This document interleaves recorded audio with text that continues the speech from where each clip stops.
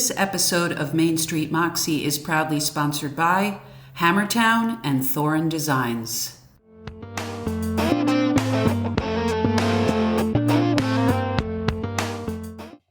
Happy Moxie Monday, Mary. That's alliteration, Thorin. I Happy know. Moxie Monday to you, too. Well, I was going to try to say it 4 times fast, but... Yeah, let's not do that. Yeah.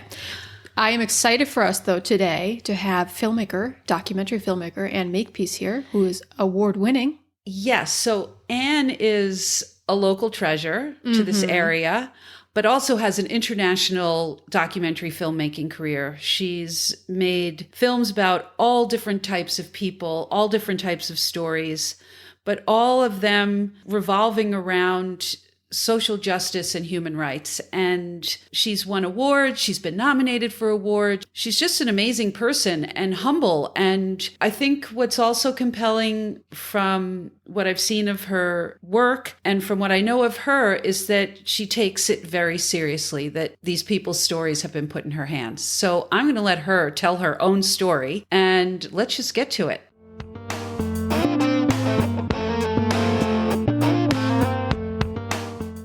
Hammertown is a bespoke lifestyle store and interior design service. For 37 years, they've offered everything you need to feel at home.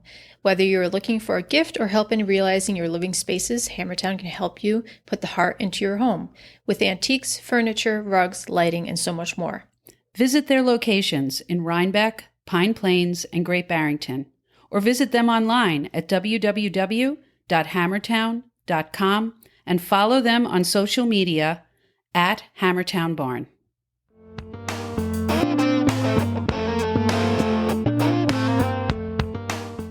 So Anne, welcome to Main Street Moxie today. We're really happy to have you here. Thank you. Thanks for having me. Well, we want to start off with the question we always ask, and that is what our guests think Moxie means and how they feel they exhibit it in their life. Well, yeah, Moxie to me means having the courage to follow your own calling, I guess. You know, to not be afraid, to be willing to jump off cliffs, to not put financial gain ahead of what you really, really want to do, and just do it. And has that been your MO?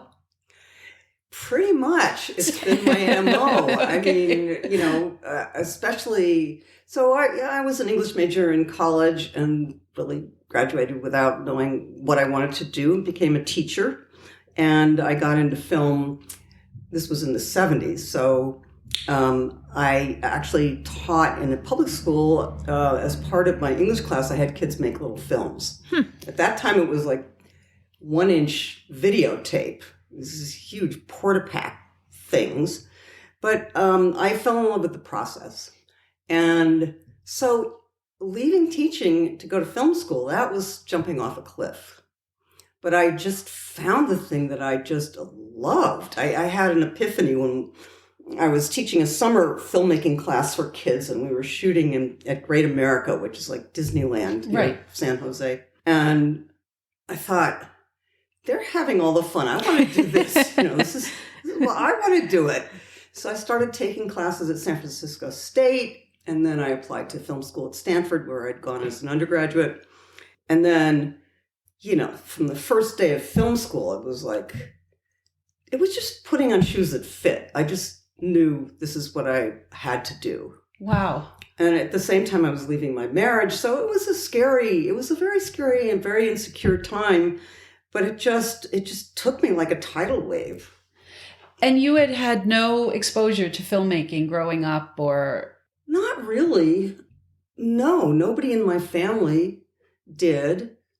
So, I mean, when I was an undergraduate at Stanford, there were a lot of wonderful film series. There was a French New Wave film series. There was an Italian neo-realist film series. There was a Russian series. And all these were free. And so I saw lots of great films when I was an undergraduate, but it never occurred to me that I could do them. Right. And what do you think attracted you to documentary filmmaking? Because you tackle some substantial subjects. Yeah, so in film school, I was not interested in becoming a documentary filmmaker. I wanted to make narrative films, feature films. And my thesis film, which is kind of a docudrama, but it is totally scripted and acted, mostly by non-actors, it was about the Moonies. It was an hour-long dramatic film about the Moonies, starring quite a few ex-Moonies who wanted to get the word out that, don't go there, basically. So for those of you who don't know, the Moonies are a religious cult, so-called religious cult, that engaged, and maybe still does, I don't really know, in brainwashing unsuspecting young people into becoming full-time fundraisers. So I guess my documentary instincts were alive and well back then, but it wasn't what I wanted to do. But it was a social issue documentary. It was told the true life personal story of the guy who played himself in the film and showed him both going in and coming out of the cult. So I finished film school, and that film was, to my amazement, very successful. I sold it all over the world, HBO, PBS, Channel 4 in England, and so that enabled me to quit teaching. I'd actually taken a year off from teaching, and then I was back to teaching full time while making this. Right. While making Moonchild, which, by the way, you can find on my website. Yes, the website will be in the show notes. Good. Yep, with Good. links. Yeah. Almost all my films are you can stream from my website, including that one, which was my thesis film. But so I thought, okay, I made this film. It was a big success, enough to live on for years, several years, and then nothing happened. It was like nothing happened. What do I do now? It was like, so I wrote my first screenplay. This was now in the 80s, and that got me invited to the Sundance Institute lab. And I had a fabulous cast lined up. I had Winona Ryder, I had Lucas Haas, I had Graham Greene, who had just gotten an Oscar for, or maybe not yet, but anyway, Legends of the Fall. Dances with Wolves. And I never could get it made. I just could not get it made. I mean, I had the support of Sundance. I had a great agent.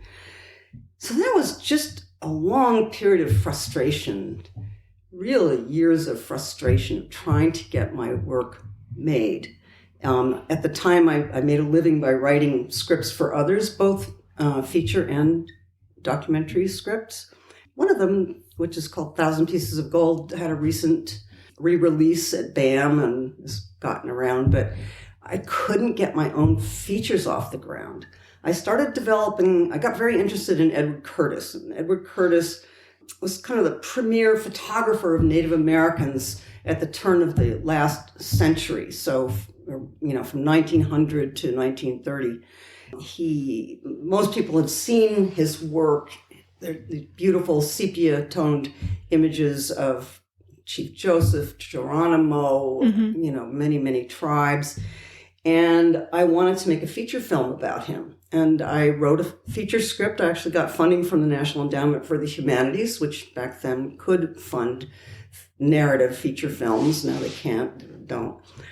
To develop that script, I spent a lot of time on the Hopi Reservation, just hanging out, listening to voices to get those voices in my head so I could write the script. And I did write the script. And just when I finished the script, all the sources of potential production funding dried up. So 1,000 Pieces of Gold had been produced by American Playhouse, which was a PBS narrative feature film series. Went belly up just as I finished the Curtis script. But there were just a lot of other things so I couldn't get it made. And everybody would say to me, why don't you do it as a documentary? Why don't you do it as a documentary? I said, I'm not going to do it as a documentary. I don't do documentaries. I don't want to do documentaries.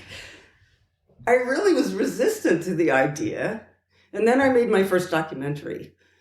And that documentary is called Baby It's You. It's a very personal film. It chronicles a year when my then husband and I were trying to have a child, but it also reaches out into my very eccentric, waspy New England family. My older brother at the time, never having been married at the age of 40-something, had decided that he was a hedge fund guy, but he decided the way to be married was to be polygamous. So he just bought land out in Utah and built 2 houses on it, and he was actively looking for wives. So that was one story. And then my younger brother was this kind of hippie, organic guy down in Appalachia with his herd of goats. And Well, that's a brand of Moxie. yes.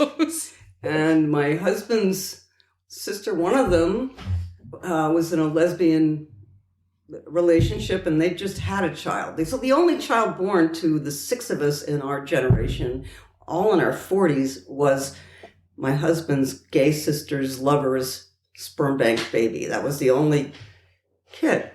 So, when I first got the idea to do this, I thought, oh God, no, who's going to want to watch a film about people going through fertility treatments? But then when I thought about my family and all our crazy stories and, my very, kind of eccentric, waspy relatives, my aunts and uncle, I thought, well, maybe there's something there. So it was really out of desperation that I made that film. It was at a time when mini DV, digital cameras, had just come on, and you could get one, no money down for a year, no interest, no money down for a year. And so basically I got a free camera. I convinced a couple of students from the American Film Institute to shoot for me and shot that film. And midway through that process, of course, I ran out of money and had to hire a really good editor. ITVS, which is the independent television service, gave me significant funding. And that became my first documentary, which was the lead show on the POV series on PBS in 1998.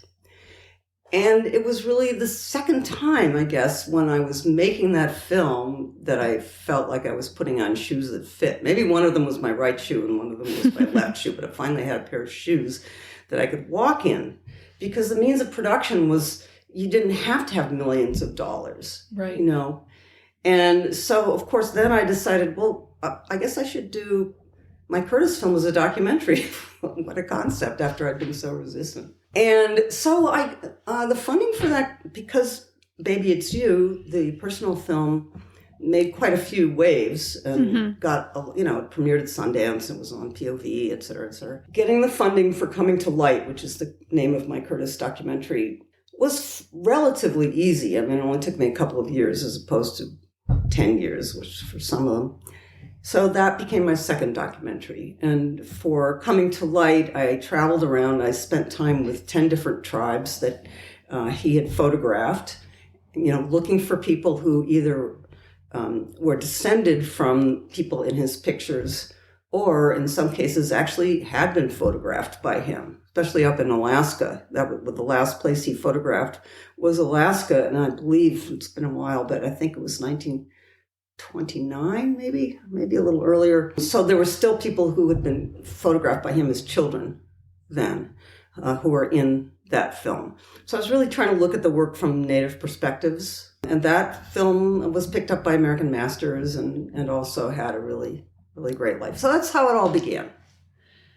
And I read in one of your biographies that you like to work in the intersection of social justice, human rights, and cross-cultural encounters. Yes, that's true. Because I guess it's on the internet, so it must be true. Somebody must have said that about me. Here's what grabs me. It's a personal story that grabs me. In the case of course, my own personal story, that's obvious. But in the case of Curtis's story, here was a guy who was making a great living as a society photographer in Seattle. Photographed Teddy Roosevelt and his family, and who sacrificed everything, including his family life, his health, and his finances, to create this amazing body of work that he did. And so, to me, that story had the shape of a Greek tragedy. he thought, I'm the one that can save these cultures before they disappear. And he wrecked his life doing it. But he created a fantastic record, both not just images, but, big volumes, 20 large volumes of text, So it was his story, but yes, it reaches out into what happened to Native Americans, why were they so at risk then, getting their history and their culture, understanding those things.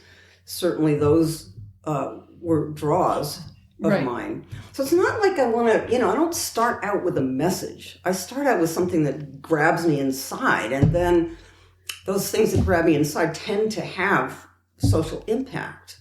So is it kind of like your spidey sense? Just, you kind of get, like, I was reading something about the making of Rain in a Dry Land, that you had read an article in the New York Times, and that you were just like, this is the story. Yeah. And then the sheer amount of work to contact the people, to get access, to raise the funding. I was tired just reading about it. Is that what it's like? Is that what documentary filmmaking involves all the time? Yes. I mean, I'm tired. Would you like to take a nap?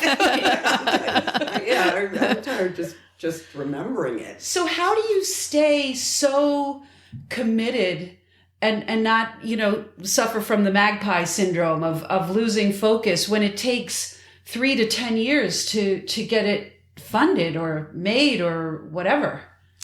I guess you're right. Rain in a Dry Land I read an article in the Times about 13,000 Somali Bantu refugees coming to the United States. They were second-class citizens in their own country, so were not literate. Mm-hmm.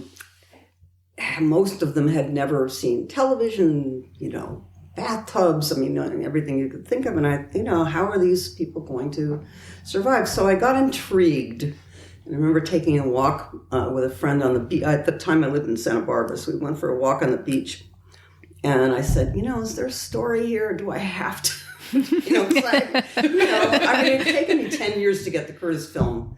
I already spent 8 years developing the feature script on Edward Curtis before I decided to do as a documentary. So it really was a 10-year process.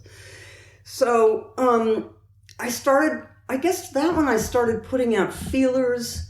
And once I start putting out feelers, I'm kind of hooked. I found out, okay, how do I connect with the refugee camp? How do I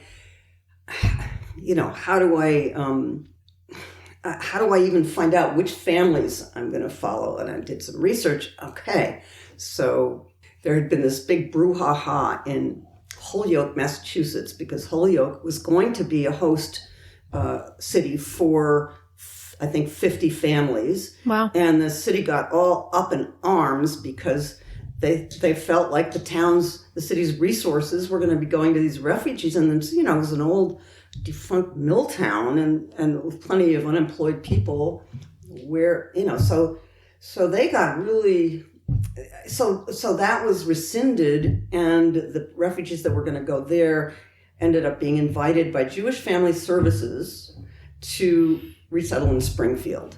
And I just thought that was a great story because the refugees are Muslim, right? But it was Jewish Family Services that was reaching out. So I thought that was, okay, all right. So I want to find people going to Springfield. They were still all in Africa, right? What's the other city? And then I chose Atlanta. And I'm being so long-winded, I won't go into all the reasons why, except that it's a primarily Black city. There were already thousands of Somalis there, so there were Somali stores, people who spoke the language, so just southern city. So then, I said, so you get hooked little by little, once okay, this is really great stuff, but I still didn't know, how do I find these families? How do I get permission to go there? Who's the crew? How do I fund it? God. Yeah, I'm on the ride with you. I'm tired. Yeah. So a film that I had done after my Curtis film, which was a documentary for American Masters called Robert Capa in Love and War. I was showing that at a wonderful film festival in Durham, North Carolina. It's called the Full Frame Film Festival. And I was passionately already deep into this idea. And I met somebody who was running something called, I'm not sure I'm getting the name right, but I think it was called Discovery Docs. Anyway, it was a documentary part of the Discovery Channel. Mm-hmm. And he said, yeah, I'd like to do that. I'd like to fund it. Great.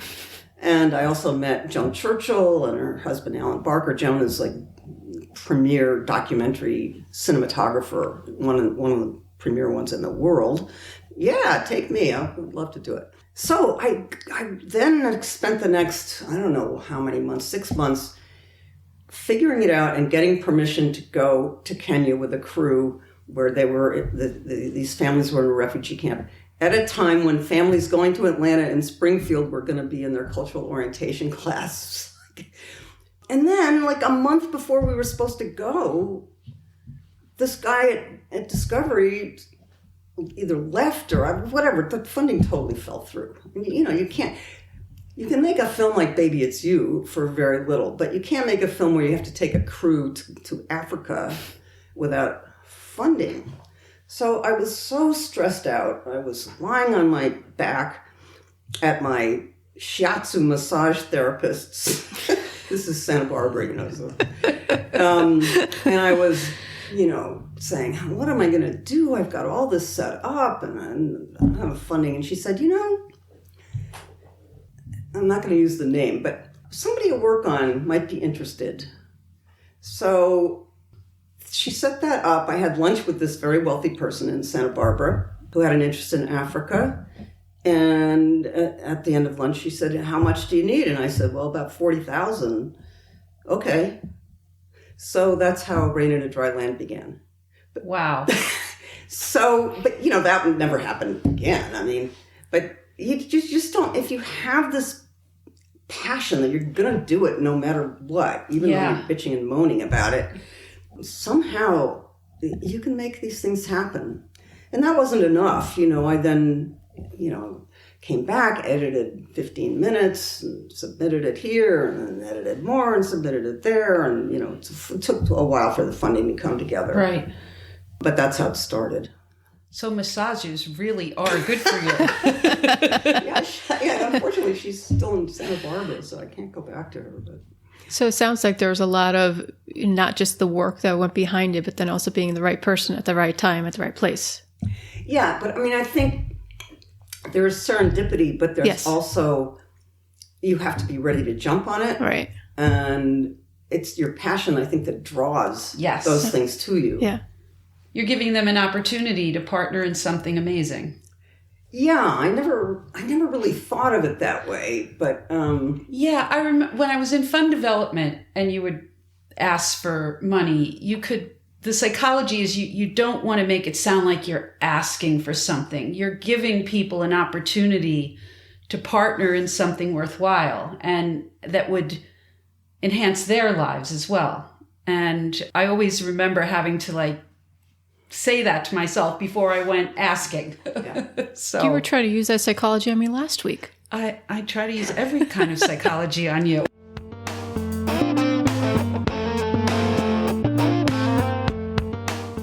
Thorin Designs knows your next big marketing idea could be huge for your business and its future. Talk to them about your business's design and marketing needs. No matter the need, they're here to help with graphic design, branding, book design, websites, social media, and more. You can find them at www.thorindesigns.com or follow them on Instagram and Facebook at Thorin Designs.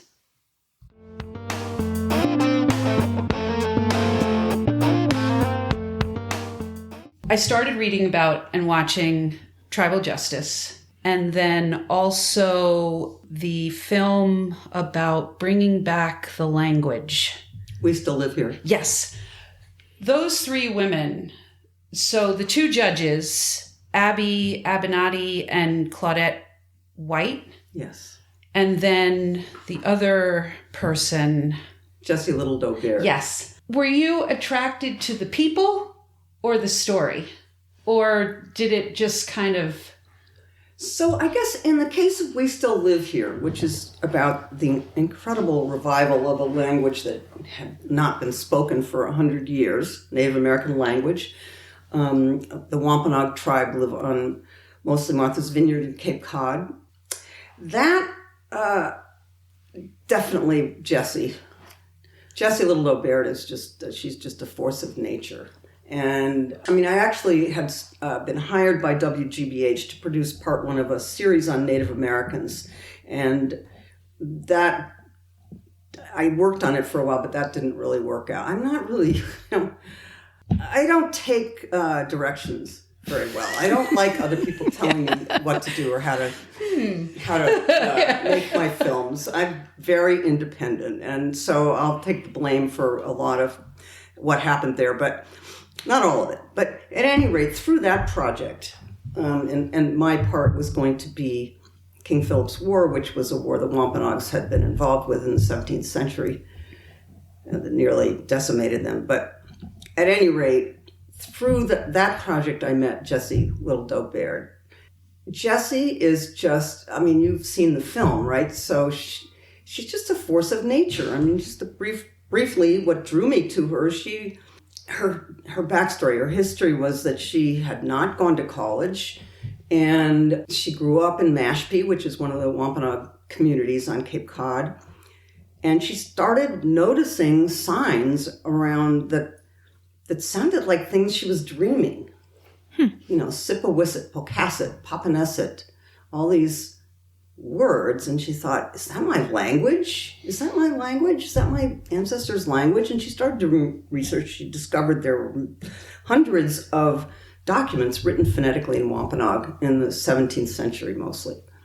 And then she happened to see an announcement for a fellowship program at MIT. So she applied. I mean, she'd not been to college.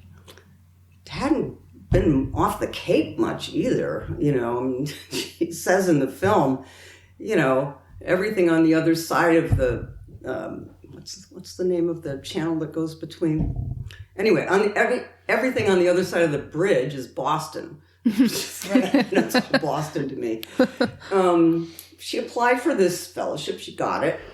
And during her fellowship, it was supposed to be 1 year non-degree program. That's what it was. And during that year, Noam Chomsky noticed the work she was doing and offered her, funding, a grant to join the master's program. She ended up getting a master's in linguistics from MIT without ever having a BA. Wow. And she would get really mad at me, if she hears this, but she pretty much single-handedly revived the language. It's a native thing. You don't take credit as an individual for yourself. That's something I've seen in almost all the native communities where I've worked. She certainly spearheaded it, but she got the community involved. And this was now probably 15 years ago that she started this. She was kind of in the middle of it when I started filming in 2007, I guess. And then she got a MacArthur. Shortly after the film was done, she got a MacArthur Genius Grant. And with that, she began to realize the dream that she'd had for a long time, which was just to start an immersion school for kids all in Wampanoag. So they started with, she hired out of that money 4 young women. I think they were all women. She trained to be teachers, and they started a kindergarten. They're just about to, I think they're about to begin the 4th grade now. Wow. So the kids every year, they can go to the next grade, and the previous grades keep going, of course. And she's got about 30 students in there, and they're all learning their language. And now they're offering classes at the Mashpee High School as well. So, I mean, yes. Makes your work look pretty easy. Makes your work look pretty easy. It's amazing amazing what they've done. It's just amazing. And I was really honored to be, and it was a real honor to be allowed to film that, because they had a policy that they would not let their language be used in anything that could be sold. And, to get funding, I had to be able to, have my film broadcast and distributed. And there was a big meeting about that, whether they were going to take that leap, because many of them didn't want to be seen struggling to learn their own language. Right. They found that they felt ashamed. Not all of them, but some of them felt ashamed of that. So it was a big deal. But they did. How long had it been lost? Or quote unquote lost? Pretty much in the mid 1800s, because there was all this pressure to convert Christianity and give up your, give up your culture, give up your language, give up your culture. Why do you want to learn that stuff? Right.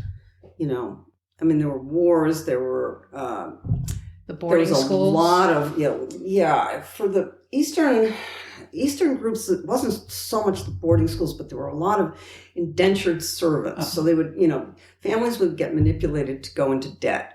And then to pay their debt, they would have to basically sell their children. I mean, a family would say, well, give us your son or daughter till they're 21 and your debt's done. It's pretty horrible. So kids would grow up, in English-speaking families, and then, going to church and all the rest of it. And when they came back, if they came back, they were alienated from their culture. And this happened all over the country, just happened slightly differently in the East Coast from in the West, where the boarding schools were the culprits. But at any rate, so I just saw Jessie because we have our annual vacation on Martha's Vineyard. And I always time it for the Aquinnah powwow, which is Aquinnah is up at Gay Head, what used to be called Gay Head. And Jessie's husband is the Aquinnah medicine man. And so, I generally know they're there. So I just saw her. And, Do you find yourself wanting to go back and see how things turned out or? Yeah. Well, I mean, what's amazing is, May, who you remember running around as a little teeny girl, Jessie's daughter, she's starting Wheaton this month, and so seeing, she is the one who became the first native speaker of Wampanoag in a century. And so, yeah, of course. And I've been in touch with, so Claudette is one of the two judges in tribal justice. Unfortunately, she died of COVID last year, which is just... Anyway, I am in touch with her son, Zion, who's in the film, in tribal justice. Just a wonderful young man now. And he's doing all right. He's doing well. He's involved in a lot of cultural stuff. I'm also in touch with Abby. I've been in touch with her a lot when Claudette got sick. And actually, Abby and I, so I'll just start crying if I think more about Claudette because it's such a loss. But at any rate, Abby and I were just on a Zoom panel together after the California Supreme Court did a screening of tribal justice. I guess it was a virtual screening, and then we were on a Zoom panel together. So it was good to see her. She's still at it. She's the one with the long white hair. Yes. She's incredible. Talk about Moxie. Yeah, talk about Moxie. Both of them. Gosh. Yeah, all three of them. Yeah. Right. Yeah. You get this feeling that there's a story that you have to tell. Then you start the process. Have you ever gotten into it and then realized the story's not the story, that the story takes you somewhere else? And what do you do if that happens? Always. I don't think I've done a film where it turned out the way I envisioned it. I mean, with We Still Live Here, I did want it to be much more about Jessie than I was able to make it. She said, this cannot be about me. And she actually cut me off after a year. And so she kind of forced me to do the film the way she wanted, which was to make it more about community. So since you watched it recently, you know that it starts focused on Jessie, but it widens out into the community. And I actually think it's a better film for that, but it wasn't the vision I had. Baby, It's You. Well, I won't, that's a spoiler if anybody wants to watch it, but that definitely didn't turn out with the happy ending that I wanted. Rain in a Dry Land. I don't think I knew what to expect with that, so I can't say that that it didn't turn into the vision I had. Very happy with it. But yeah, I'm just trying to think of tribal justice. And again, I don't think I knew what to expect with tribal justice. Right. So I don't think I had preconceptions. I just went with what happened. Although I have to say that the story of Isaac, so Isaac is the young man, Claudette's nephew. Yes. And we were having trouble getting cases to film in Claudette's courtroom. And so we would be there and either people wouldn't give permission, which is, obviously when you're in court, you're in trouble. And why would you want people filming it? And so we would Isaac was around and he was there. So we just started filming with Isaac. And I really didn't think his story would become important. But it is one of the 3 stories that's really important and very moving in the film. So you just don't know. I mean, with digital cameras now, it's the beauty and the bane of digital cameras because you can just keep shooting forever. It's not like with 60 millimeter film. First of all, the camera winds down in 12 minutes or whatever it is. And it also costs an arm and a leg. So we would just keep shooting. And so, so you don't know until the editing really which stories are going to be the most important ones. Is there any, when you're interviewing people and they say something, does that perhaps change the trajectory of where you thought this was going or throw a grenade into it? Or has something like that ever happened? Sure.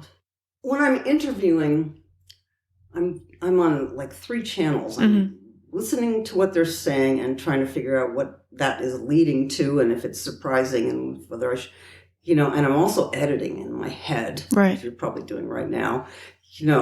Have I got that soundbite? Have I got it in a way that I can squish it down? But here's what happens. I have everything transcribed. And then I read the transcripts when I'm, in the editing mode and thinking about how's it all going to come together. And that's when stories change. Right. Okay. Stories can be affected. I'm not saying they're not on the fly too, but more likely it's when I have all the material and I'm, oh my gosh, see what was said. Mm-hmm. There's a story related to that regarding Rain in a Dry Land, which was when we were filming in Kenya, we had a translator with us because they were, obviously not speaking English. But he was translating, I'd ask a question, he'd translate it, and then he would translate. The answer would be long, and the translation was like, a sentence. So, okay. But when we were editing back in New York, we hired this guy to translate a few of the pieces we didn't know. Suddenly the poetry and the language came out. We had no idea. And so then I had to have everything retranslated. And then that, many of the lines that would not have been in the film are there. Like, for instance, when Medina is getting on the plane with her family, the translator had said, when I get to America, I'll send my children to school. But what she actually said was, when my eyes and ears arrive in a place where the wind is blowing, I will send my children to school. Big difference. It just blows you away. Right. These are the epiphanies of filmmaking, when you realize what you have is gold. Right. And you were talking in an interview about, in that film, making the invisible visible and drawing attention to people that you would pass by and not pay any attention to. And yet they've got these stories with a big S of change and of loss and new beginnings. And I thought that was very interesting. Yeah, Rain in a Dry Land is incredibly relevant right now, right? Yes. Worldwide refugee crisis going on. And yes, I think people tend to see immigrants and refugees and, okay, they came from so-and-so and here they are. But when you dig deeper and you hear their human stories and you feel the resilience that they have shown in making new lives, and the courage that it took to get here. Yeah. It just changes you. Yeah. Forever. So I do hope that, Rain in a Dry Land was on POV in 2007, I think. And so it's, it's not a new film, but I hope people will find it and watch it, because it tells a story that I think opened my eyes to a whole new way of thinking about people who come here from other lands. Right. You said something in an interview, we're transitioning now. Truth is far more bizarre and far more fascinating than anything you can make up. And yet, it is rumored that you are possibly transitioning into writing fiction. I am. Yeah. So yeah, I probably said that with regard to, well, it could be any number of my films, but Baby It's You's. You can't make that stuff up, or I couldn't make it up. And yes, I am doing a 180 and trying a whole new way of storytelling through fiction. And I began by adapting a screenplay I wrote back in the 80s into a young adult novel. So that was my first foray, and I finished that about a year ago. And now I'm writing a collection of linked short stories that are fictionalized versions of memories I have of my own experiences. Right. So I'm not making things up yet from whole cloth in fiction, because even though the screenplay I adapted into a young adult novel, I did make up from whole cloth many years ago, but in terms of writing it as fiction rather than a screenplay, I had the characters and I had the storyline and I knew the locations, so I could call on those. The short stories that I'm writing now, they were inspired by a workshop I took last fall called Memory into Fiction. And so they're first person. They're the character who's sort of a veiled image of me is named Beth, and a lot of it is really what happened and a lot of it is made up. So the story I'm working on right now is based on when I was in film school and I made my Mooney film. So that's stuff I don't have to deviate very far from the truth because it was so bizarre, and still so vivid for me. But these stories, the first one starts when I was 3. The last one I'm not sure what the last one's going to be. I have about 10 of them written, and that's what I'm working on now. So how does that creative process? Obviously it's a lot less logistics and getting funding and organizing. Is that more rewarding at this point in your life to have you and your notebook or your laptop or? Yeah, the timing was really good because I actually, toward the end of 2019, that I decided to move into fiction. And I had thought all through my film career that if I ever had the time, I would like to adapt. Jules is the name of the screenplay that I adapted it into a young adult novel.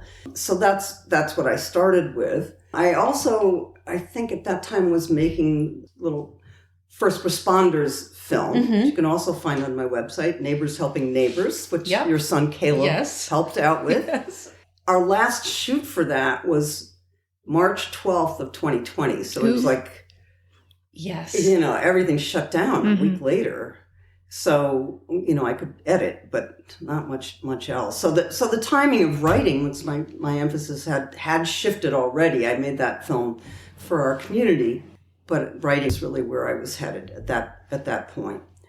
So, I'm not as young as I used to be. I don't know if I could multitask to the extent that you have to multitask to make films. You've got so many balls in the air all the time. It's just tiring to think about it, And I also couldn't bear to write another grant proposal. I just couldn't stand to write another grant proposal. So there are things about filmmaking that I miss, of course. I miss going into new worlds having my own life expand exponentially with these people and communities that I got to be with. But I don't have the yen to run all over the world, and here are the things I don't miss. I don't miss all the travel. I don't miss never knowing where I'm going to be in a week or two. I don't miss any of the fundraising. And I don't miss the feeling that I'm invading people's lives, because the stuff that's really strong in documentary is the stuff that's really hard for people. Yeah. Right? So, you're trying to elicit these sometimes traumatic stories from people. And, you have to win their trust, particularly in other cultures. You don't just show up with a camera. Native Americans would just prefer you don't show up with a camera in most of the communities I've worked in. But so that anxiety of going into a courtroom and filming people at their most vulnerable, and then living up to responsibility. The trust, the huge responsibility to live up to that, to tell the story in a way that is true and respectful and helpful, I guess, rather than negative. You're walking a fine line, right? And it's stressful. Yeah. So those are the things I don't miss. What I have given up, the time with Abby, with Claudette, with Jesse, with the families in Rain in a Dry Land, with all the tribes and all the communities I met making my Curtis film. Do I want to do it now? No. Just the idea of doing any of those right now is so exhausting. Yeah. And do you find that your time behind the camera allows you to paint a picture with words in different ways, or do you find that more challenging? How is that? Yeah, it's a different challenge. Yeah. Right? You write a screenplay, it's like exterior bar night. Well, that is not going to do it in fiction, Well, it would in my son's creative writing in middle school. Okay. Well, at any rate, I'm learning how to paint pictures and stories with words. And I'm paying a lot more attention, or maybe not more attention, but different kinds of attention in my reading. And I'm listening to dialogue all around me in a very different way. How do people really talk, So I think my experiences with visual storytelling, I think my ways of seeing, I really look deeply visually. Mm-hmm. Mm-hmm. And then I have to find a way to make the reader see those things. Yes. So it's a challenge. I'm really excited to be learning how to meet. But I've always been a storyteller. I mean, it's a story I like to tell. When I was in third grade, I had a wonderful teacher named Mrs. Lynch who recognized that I had some talent in writing. And so she made it, I don't know if it was every week, but it was often, she made it a reward for the class, if they were very good, that they would be able to hear the story I'd written that week. Wow. Yeah. So, they're always about like animals in danger and, they were third grader stories. But so I know that I've always been a storyteller of one kind or another. Right. And now I'm finding my way in this new genre. Well, good luck with that. Thank you. And so we're coming to the end, unfortunately.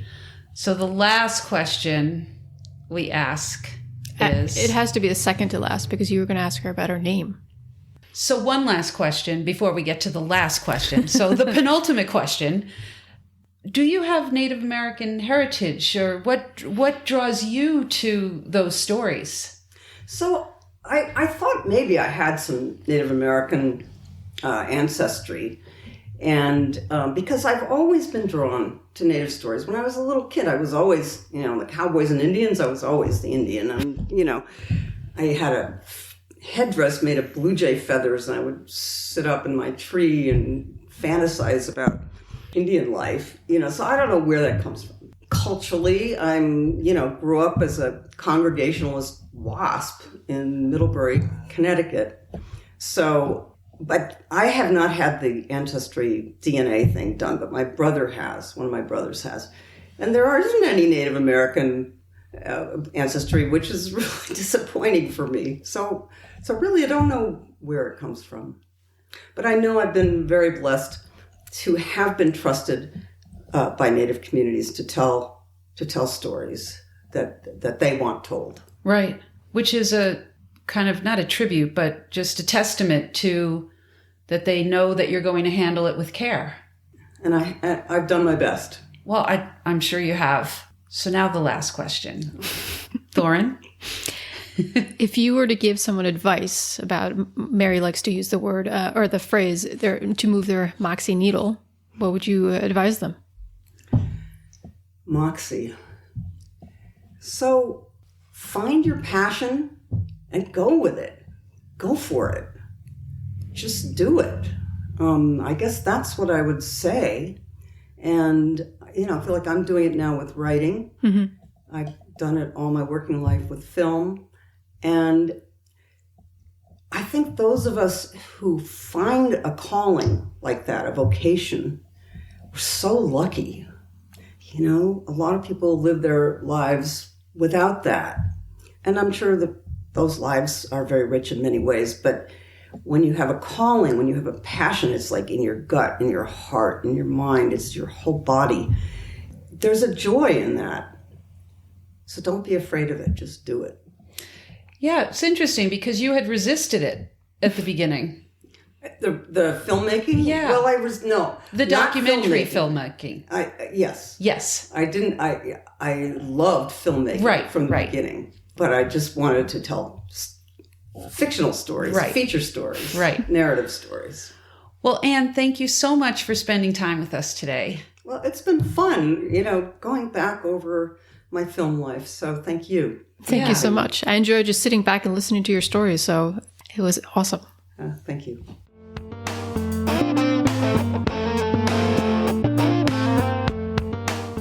So, Mary, what did you think about Anne's storytelling? Oh, no. You first.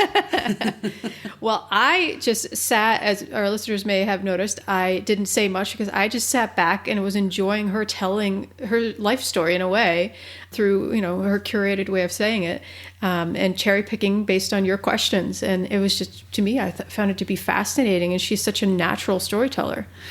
I was very much taken with how much and how fervently she believes that she is in relationship with the people she's making films about. And it's a privilege to be allowed into their lives. And that when she was talking about how the story changes, that she's willing and able to allow others to cede control and to allow a different type of vision or something else to say if she discovers that the story lies elsewhere, to be nimble enough to just go for it. Right. I thought it was interesting that she was saying that not only do they have to trust her, but it's a responsibility now for her to tell their story in the right way, whatever that may be, but to gain their trust. And as she said, they're letting her into their life, and sometimes in a very vulnerable way. So it's, as she was saying, it's often a thin line, but to, have people just accept her in a way that is so honoring in a way. Yeah, I also don't even know how documentary films end up being made. Right. Because think of the process. First, you have to gain the trust, so that takes time. Mm-hmm. You have to figure out who to talk to, gain access to them, get the budget together, get the funding, and all this is over years. I was shocked by that when she said that her one film took over 10 years. Yeah, I don't think I have the attention span for that, but she was amazing. That's passion and dedication. Yes, add Moxie. Yeah. That Moxie. She believes in that story enough to spend that time and dedication to bring it forward. I was just, very inspired by that myself. Yeah, and also this transition of hers into fiction writing, that that storytelling is just so much who she is. I mean, I feel like on some level, it's like breathing to her, that she has to tell a story. Like, it's not an option. Right. So that was kind of cool to think about. Well, from her, from third grade her up to today. And, as soon as she started, I just sat back and I'm like, wow, this is like story hour. I love it. Yeah, I think she passes the airport barstool test again, where who would you like to be stuck with if your flight was delayed? And she can definitely tell you stories from all walks of life. Exactly. And you can learn more about Anne in the show notes, where we'll have a link to her website, which contains all her films that you can download and watch. So we hope you enjoyed meeting Anne. See you next time.